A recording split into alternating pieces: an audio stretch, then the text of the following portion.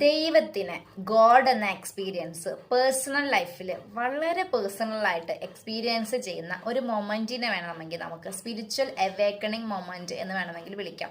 ഡിവൈനിറ്റിയും നമ്മുടെ മൈൻഡിനും ഇടയിൽ ഒരു കണക്ഷൻ ശരിയാവണ ഒരു പ്രോസസ്സാണത്.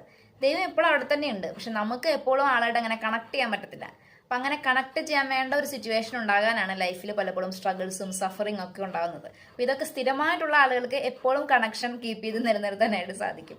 So anyway, spiritual awakening moment ഉണ്ടായി കഴിയുമ്പോഴാണ് നമ്മൾ ഗോഡിനെ എക്സ്പീരിയൻസ് ചെയ്യുക. ആ നിമിഷം മുതലാണ് സ്പിരിച്വൽ ജേർണി ആരംഭിക്കുന്നത്.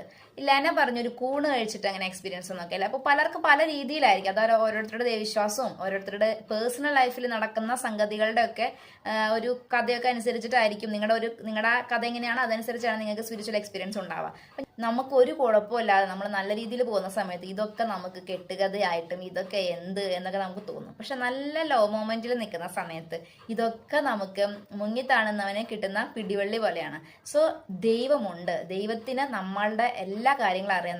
നമ്മളെപ്പോലെ തന്നെ മനസ്സിലാക്കുകയും അൺകണ്ടീഷണലായിട്ട് സ്നേഹിക്കുകയും ഒരു ഡിമാൻഡും വെക്കാതെ നമ്മുടെ കൂടെ നിൽക്കുകയും ചെയ്യുന്ന ഒരു എനർജി ഉണ്ട്, ഒരു ശക്തിയുണ്ട്. അത് നിങ്ങളെ അൺകണ്ടീഷണലായിട്ട് സ്നേഹിക്കുന്നുണ്ട് എന്നൊക്കെയുള്ള ഒരു എക്സ്പീരിയൻസ് ഉണ്ടാവുന്ന മൊമെന്റ് മുതൽ നിങ്ങളുടെ സ്പിരിച്വൽ ജേർണിയും ആരംഭിക്കും. ഈ ഗോഡ് എക്സ്പീരിയൻസ് ഉണ്ടായി കഴിഞ്ഞാലല്ലേ പിന്നെ നമ്മുടെ ലൈഫിൽ നടന്ന, പാസ്റ്റിൽ നടന്ന കാര്യം, ഫ്യൂച്ചറിൽ നടക്കാൻ പോകുന്ന കാര്യം, പ്രസന്റ് നടക്കുന്ന കാര്യം, ഇതൊക്കെ തമ്മിലുള്ളൊരു കണക്ഷൻ കിട്ടും.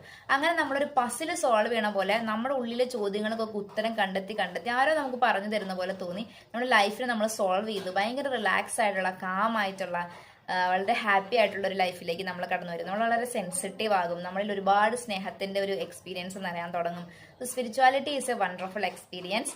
തീർച്ചയായിട്ടും ഒരു ഗോഡ് എക്സ്പീരിയൻസ് നിങ്ങളുടെ പേഴ്സണൽ ലൈഫിൽ ഉണ്ടാകട്ടെ. ഏതെങ്കിലും ഒക്കെ ഒരു ലോ മൊമെന്റിൽ ഓർക്കണം, നിങ്ങൾ തനിച്ചല്ല, നിങ്ങളെ പോലെ തന്നെ അറിയുന്ന ഒരാൾ കൂടെ ഉണ്ട്. ആ ആളാണ് ദൈവം.